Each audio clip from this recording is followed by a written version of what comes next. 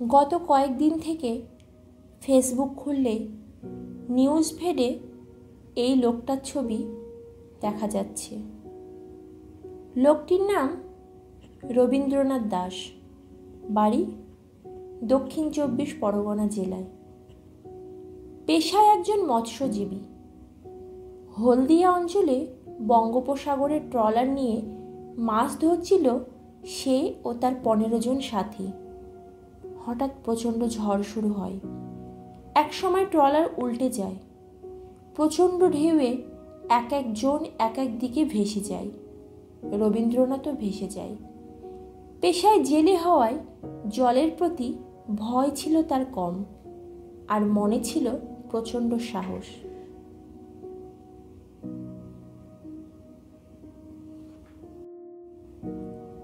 তাই গভীর সমুদ্রে ভেসে গেলেও বেঁচে থাকার সাহস হারাননি।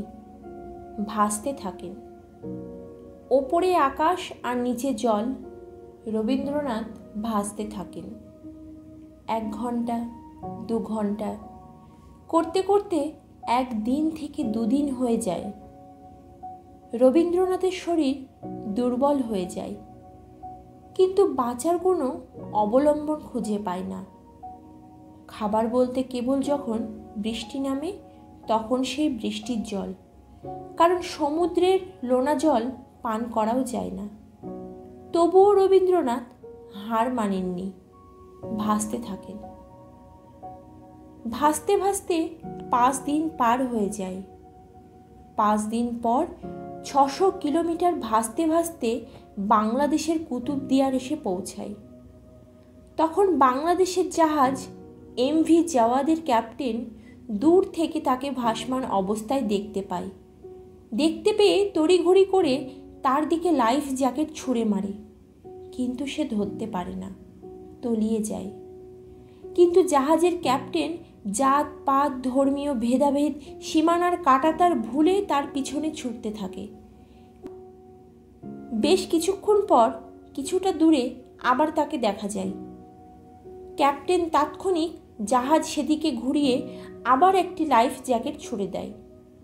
এক পর্যায়ে রবীন্দ্রনাথ লাইফ জ্যাকেট ধরতে পারে এবং ধীরে ধীরে জাহাজের দিকে আসতে থাকে। জাহাজের কাছাকাছি আসলে ক্রেন ফেলে তাকে জাহাজের ওপর তোলা হয়। তাকে জাহাজে তোলার দৃশ্যটি জাহাজের একজন নাবিক ভিডিওতে ধারণ করে। ভিডিওতে স্পষ্ট দেখা যায় রবীন্দ্রনাথকে যখন সফলভাবে জাহাজে তোলা সম্ভব, তখন জাহাজের সকল নাবিকেরা খুশিতে চিৎকার করে ওঠে। একজন মানুষের জীবন বাঁচানোর আনন্দে তারা আত্মহারা হয়ে যায়। একজন মৃত্যু মুখে যাত্রীকে জীবন ফিরিয়ে দেওয়ার যে উত্তেজনা, ভিডিওটি দেখলে আপনিও ফিল করতে পারবেন। ধন্যবাদ এমভি জাওয়াদের ক্যাপ্টেনকে। ধন্যবাদ এমভি জাওয়াদের উপস্থিত সকল নাবিককে। একজন মানব সন্তানকে জীবন ফিরিয়ে দিয়ে মানবতার যে উজ্জ্বল দৃষ্টান্ত স্থাপন করলেন, তা পৃথিবীবাসীকে আরও বেশি মানবিক হতে শেখাবে। মানুষে মানুষে ভেদাভেদ ভুলতে শেখাবে। মানুষ হতে শেখাবে।